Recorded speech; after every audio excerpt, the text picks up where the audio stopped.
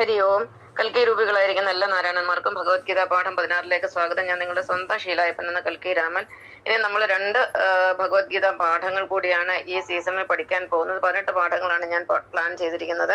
18-ാം തീയതി ഭഗവാന്റെ അനുഗ്രഹം കൊണ്ട് ഞാനും കുടുംബവും കൂടെ ഒരു ഗൾഫ് ടൂറിന് പോവുകയാണ്. ഒരാഴ്ച കഴിഞ്ഞ് മടങ്ങി വരികയുള്ളൂ. അതിനുശേഷമാണ് ഇനി ബാക്കി എന്താണ് തീരുമാനിക്കാൻ.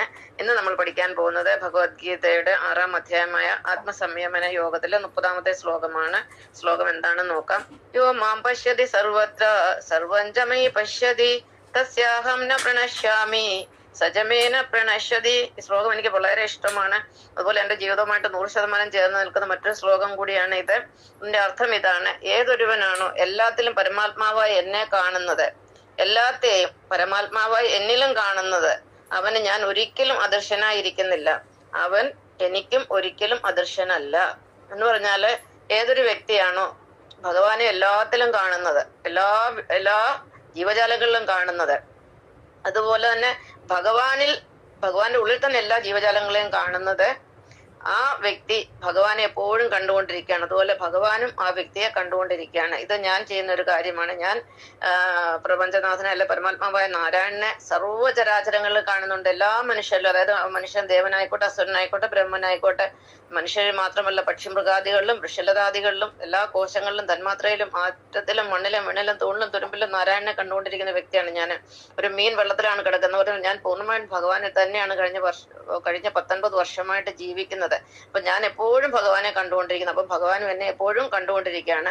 അപ്പോൾ എപ്പോഴും ഈ ഭഗവാനും ഞാനും തമ്മിലൊരു കമ്മ്യൂണിക്കേഷൻ ഉണ്ട്. അതുകൊണ്ടാണ് എനിക്ക് ഈ വരാൻ പോകുന്ന കാര്യങ്ങളെല്ലാം കൃത്യമായിട്ട് അറിയുന്നത്. കാരണം ഇത് കലിയുഗമാണ്, തീരാൻ ഇനി അധികം കാലമില്ല. കൽക്കിരാമനോടുകൂടി കലിയുഗം തീരുകയാണ്.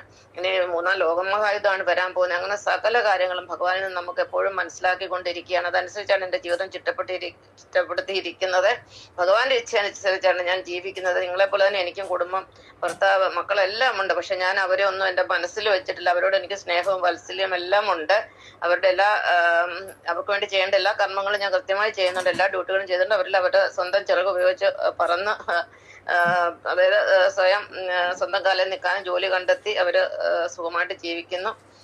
അപ്പം എനിക്ക് അവരെ കുറിച്ചൊന്നും യാതൊരു ടെൻഷനും ഇല്ല. എനിക്കുള്ളത് ഭഗവാൻ മാത്രമേ ഉള്ളൂ. അത് ഭഗവാനോടുള്ള പ്രേമം എനിക്ക് കുഞ്ഞുനാൾ തൊട്ട് തുടങ്ങിയതാണ്. ആ നാരായണനോടുള്ള പ്രേമമാണ് അന്നും ഇന്നും എന്നും. എനിക്ക് ഒരിക്കലും തോന്നിയിട്ടില്ല എനിക്ക് ആരെങ്കിലും ഉണ്ടെന്ന്, അല്ലെങ്കിൽ എന്റെ ബന്ധുക്കളോ സ്വന്തക്കാരോ ഒന്നും എനിക്കുള്ളതായിട്ട് എനിക്ക് ഇന്നുവരെ തോന്നിയിട്ടില്ല. എനിക്കെല്ലാം ഭഗവാനാണ്. നിങ്ങളും ഭഗവാനാണ്, സർവ്വചരാചരങ്ങളും ഭഗവാൻ. അപ്പൊ നമ്മുടെ എല്ലാ അന്തിമമായ ലക്ഷ്യം ഭഗവാനിൽ എത്തിച്ചേരുക എന്നുള്ളതാണ്, അല്ലാതെ കുടുംബത്തിന് വേണ്ടി ജീവിച്ച് മരിക്കുക എന്നുള്ളതല്ല.